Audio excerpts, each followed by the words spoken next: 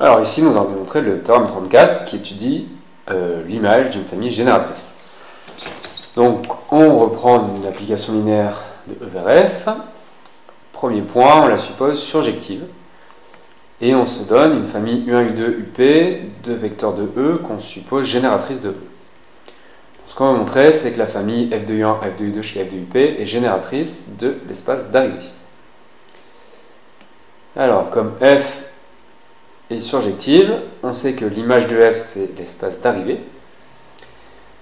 Et comme la famille U1UP est génératrice de E, on a d'après le théorème 32 que l'image de F est engendrée par les vecteurs F de U1, F de U2 jusqu'à F de UP. Or, l'image de F, c'était grand F. Donc, grand F est égal à vecte de F de U1, F de U2 jusqu'à F de UP. Donc, par définition, la famille F de U1, F de U2 jusqu'à F de UP est génératrice de grand F. Alors maintenant, le cas où on prend une base. Donc si on suppose que la fonction est surjective et qu'on prend une base quelconque de E, en particulier c'est une famille génératrice, et donc d'après ce qu'on vient de démontrer, son image est génératrice de l'ensemble d'arrivée. On a pris une base quelconque, donc c'est vrai pour toutes les bases. Réciproquement, on suppose qu'il existe une base qui est transformée en une famille génératrice, on veut montrer que la fonction est surjective.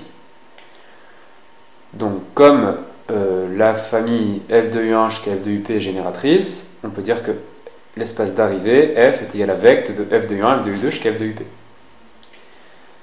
Ensuite, la famille U1 jusqu'à UP, c'était une base de E, par hypothèse, donc une famille génératrice de E.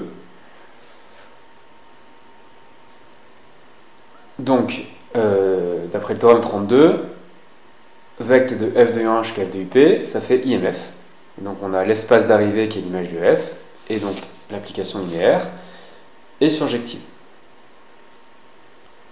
Et donc si c'est vrai pour une base, elle est surjective, et si elle est surjective, on a montré ici que ça devient vrai pour toutes les bases.